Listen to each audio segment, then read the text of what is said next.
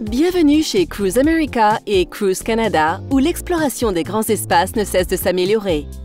Chaque clé de camping-car que nous remettons ouvre la porte à une aventure unique et à la liberté d'explorer le monde à votre rythme.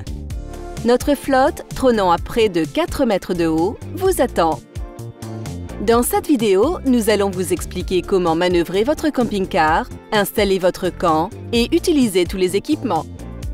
Commençons cette aventure ensemble en toute confiance. Avant toute chose, il est important de noter que si vous louez un camping-car chez Cruise America, vous devez répondre à certains critères. Chaque loueur doit être présent lors de la prise en charge, avoir au moins 21 ans, posséder un permis de conduire valide et une carte de crédit reconnue. Les conducteurs supplémentaires doivent également être présents, âgés d'au moins 21 ans et avoir un permis valide. À présent, visitons votre camping-car. Tout d'abord, ouvrez la porte latérale pour entrer dans la pièce principale. La porte possède 2 serrures pour un maximum de sécurité, un loquet et un verrou. Chaque camping-car possède une salle à manger, une cuisine, une salle de bain et un salon. Le panneau de contrôle vous indique instantanément le niveau de propane, la batterie disponible et le niveau d'eau fraîche et d'eau usée à bord. L'interrupteur du générateur est ici, l'interrupteur de la pompe à eau est là. Le climatiseur monté sur le toit est alimenté soit par le générateur, soit par l'alimentation à quai du camping. Veuillez noter que le climatiseur est conçu exclusivement pour refroidir la température. Dans les climats secs, vous pouvez anticiper une baisse de température de 10 degrés par rapport à la température extérieure avec l'air conditionné. Dans les climats humides, attendez-vous à une baisse d'environ 6 degrés par rapport à la température extérieure. Si vous avez besoin de chaleur, utilisez le thermostat sur le mur pour activer la chaudière et la régler à une température confortable. Notez que si vous n'êtes pas relié à l'électricité du camping ou si le générateur est éteint, la chaudière fonctionnera pendant 2 heures maximum. Le chauffage fonctionne à l'aide de propane. Une fois le propane enflammé, il génère une flamme qui chauffe l'air. Cet air chaud ou très chaud est ensuite diffusé dans l'unité par le conduit d'aération. Il vous suffit de tourner la molette dans le sens inverse des aiguilles d'une montre. Après avoir utilisé la chaudière, éteignez le thermostat en mettant l'interrupteur sur arrêt jusqu'à sentir un clic. Le ventilateur peut continuer à fonctionner 2 minutes de plus avant de s'arrêter totalement. Le réfrigérateur a un fonctionnement particulier. Il peut fonctionner à l'aide de propane, du générateur ou de l'alimentation électrique du camping. Allumez-le et choisissez le réglage automatique pour que l'unité sélectionne automatiquement la source d'énergie appropriée. La cuisinière au propane est facile à utiliser et fonctionne comme un barbecue. Allumez un brûleur, puis utilisez le commutateur. Elle est équipée d'une hotte, d'un ventilateur ainsi que d'une lampe. Le micro-ondes nécessite un raccordement à l'alimentation électrique du camping ou au générateur pour fonctionner. L'installation du lit. Commençons par le coin repas qui se transforme intelligemment en lit confortable. Retirez les coussins et mettez-les de côté. Puis, abaissez doucement la table sur les rails de support pour créer une surface plane. Insérez ensuite le pied de table dans l'espace de stockage. Enfin, remettez les coussins à leur place. Voilà, votre lit est prêt. Certains modèles de camping-car ont un canapé qui se transforme facilement en lit supplémentaire. Étirez le canapé. Et voilà, votre espace de sommeil supplémentaire est installé. Pour ceux qui préfèrent un lit confortable et spacieux, l'espace lit surélevé est facile à installer. Enfin, au moment d'aller vous coucher, vous installerez le rideau du tableau de bord. Nos camping-cars sont équipés d'une transmission automatique et fonctionnent comme des véhicules traditionnels, ce qui les rend faciles à manier. Avant de prendre la route, familiarisez-vous avec le tableau de bord.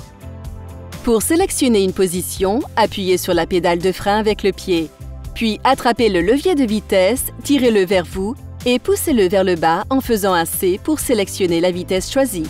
Pour arrêter le véhicule, utilisez seulement un pied pour freiner, pas 2. pour des raisons de sécurité. Et n'oubliez pas le frein à main, stationnement. Il se trouve sous vos pieds à gauche de la pédale de frein. Activez-le quand vous êtes garé et utilisez le levier manuel pour le relâcher. En cas de problème d'alimentation, utilisez le bouton de survoltage pour redémarrer votre unité en appuyant sur le bouton et en tournant le contact simultanément. N'oubliez pas vos phares. Le mode de remorquage s'allume automatiquement quand vous démarrez le véhicule. Utilisez-le de préférence en montée ou en descente. Il est important de connaître les fonctions de sécurité du véhicule en cas de conduite dans des conditions difficiles ou de surchauffe du moteur. Si le véhicule en est équipé, le système de contrôle de traction gère la rotation des roues et améliore la stabilité. Le bouton de danger permet lui de signaler les urgences ou les arrêts inattendus. De plus, dans ces situations, le régulateur de vitesse peut se désactiver en raison du système de suivi avancé qui priorise le contrôle du véhicule. Si cela se produit, le témoin d'anomalie du moteur peut apparaître, mais disparaît généralement après 3 démarrages à froid. La radio diffuse les chaînes AM/FM et vous pouvez brancher votre téléphone pour le recharger et écouter vos musiques. Réglez les miroirs pour une bonne visibilité. Avant de prendre de l'essence, le générateur, le moteur et tous les appareils à propane doivent être éteints. Faites bien attention à n'utiliser que de l'essence sans plomb. Le diesel est strictement interdit. En arrivant à votre campement, vous devez suivre quelques étapes essentielles. Installation de l'alimentation électrique. La connexion de votre camping-car est située dans un compartiment situé sur le côté du véhicule. Ici, vous trouverez un long câble noir.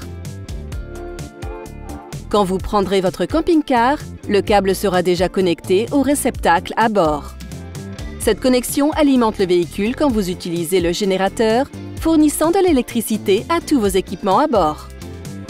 Cependant, quand vous êtes dans un camping, vous devez changer de source d'énergie. Débranchez le câble du réceptacle et connectez-le à l'alimentation du camp pour que votre camping-car soit alimenté par le système électrique du camping. Si le réceptacle du camping est plus petit que le vôtre, pas de panique. Votre camping-car est équipé d'un adaptateur de 15 à 30 ampères. Fixez l'adaptateur à la prise de courant du camping avant de connecter le câble. Cet adaptateur assure la compatibilité avec différents types de prises que vous pourriez rencontrer en voyage. Il est important d'utiliser les appareils de façon conservative pour ne pas déclencher le disjoncteur. Fonctionnement du générateur. Pour alimenter les équipements essentiels comme le climatiseur, le micro-ondes et les prises électriques de votre camping-car, vous avez besoin d'une source d'énergie fiable. Il s'agit soit de l'alimentation électrique du camping, soit du générateur du camping-car. L'activation du générateur est simple. Trouvez le panneau de contrôle situé dans la pièce principale. Mais avant de l'allumer, assurez-vous que la climatisation est éteinte, afin d'éviter toute surcharge potentielle. Avant de démarrer le générateur, vous devez l'amorcer. Pour cela, tenez l'interrupteur en position stop jusqu'à ce que la lumière de l'interrupteur s'allume.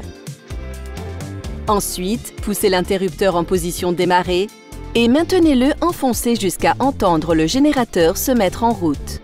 Attendez quelques minutes avant de commencer à l'utiliser.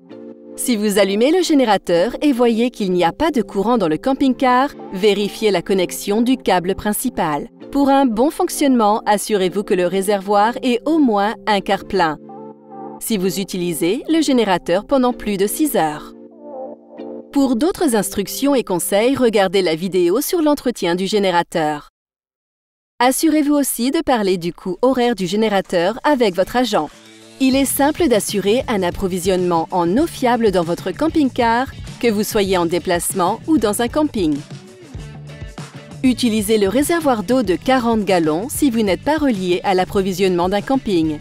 Retirez le bouchon et remplissez-le avec le tuyau prévu à cet effet. Veillez à remplir le réservoir lentement. Il doit être purgé pour éviter un débordement. Replacez le bouchon une fois le remplissage terminé. Pour activer le système d'eau à bord, activez la pompe à eau électrique à l'intérieur du camping-car. Quand vous avez accès à un approvisionnement en eau, la pompe n'est pas nécessaire. Pensez à l'éteindre. Trouvez le raccord d'eau principal à côté du réservoir d'eau fraîche. Voici comment fixer le tuyau. Vissez délicatement une extrémité du tuyau sur le véhicule et l'autre extrémité à la sortie d'eau du camping. Faites attention à la pression de l'eau. Il suffit généralement de tourner le tuyau d'un quart de tour pour assurer une connexion sûre et sans fuite. Obtenez rapidement de l'eau chaude en allumant la chaudière depuis le panneau de contrôle. Attendez 10 minutes pour que l'eau chauffe. Puis, il vous suffit d'ouvrir votre robinet pour avoir de l'eau chaude. Notez que la réserve d'eau à bord ne doit pas être bue. Il est essentiel de savoir gérer l'élimination des eaux usées quand on voyage en camping-car. Voici les étapes pour installer votre station de vidange de manière hygiénique. Commencez par retirer le bouchon de la sortie d'évacuation et fixez fermement le tuyau. Assurez-vous que le tuyau est solidement attaché pour éviter toute fuite. Placez l'autre extrémité du tuyau dans l'ouverture de la station de vidange. Pour un maximum de sécurité, il doit être enfoncé de 15 cm. Commencez par ouvrir la grande valve. Cela libère les eaux usées du réservoir d'eau noire. Une fois le réservoir d'eau noire vide, ouvrez la petite valve pour vider le réservoir d'eau grise. Il est important d'évacuer le réservoir d'eau noire en premier, car l'eau grise aide à nettoyer le tuyau. Après avoir vidé les deux réservoirs, fermez les vannes. Retirez le tuyau d'évacuation, rincez-le et rangez-le. Ensuite, replacez le bouchon sur la sortie de vidange. Si vous séjournez dans un camping où vous pouvez laisser le tuyau d'égout connecté, n'oubliez pas de fermer les valves. Il vaut mieux vider les eaux usées uniquement quand les réservoirs sont pleins. Chaque camping-car est équipé d'un réservoir de propane extérieur qui alimente plusieurs appareils. Pour activer le réservoir, tournez la molette vers la gauche. Les réservoirs de propane ne sont remplis qu'aux 3/4 pour laisser une marge pour son expansion. Vous pouvez surveiller les niveaux de propane sur le panneau de contrôle situé dans le camping-car. Vous trouverez un espace de stockage extérieur dans chaque camping-car équipé d'une table de pique-nique pliable, dans certains modèles uniquement, et une roue de secours.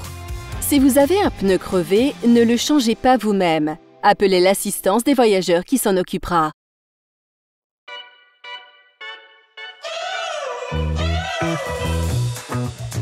Louer un camping-car Cruise America est très facile. Vous pouvez l'amener chez vous, charger toutes vos affaires puis prendre la route. La taille du camping-car peut être intimidante au départ, mais une fois au volant, c'est comme si c'était une voiture normale. Le rapport qualité-prix est excellent. On a un chiot, ils ont répondu « Aucun problème, amenez-le ». Après un voyage, j'aime bien avoir un peu de temps supplémentaire, alors je m'assure que tout est bien rangé et propre avant mon retour.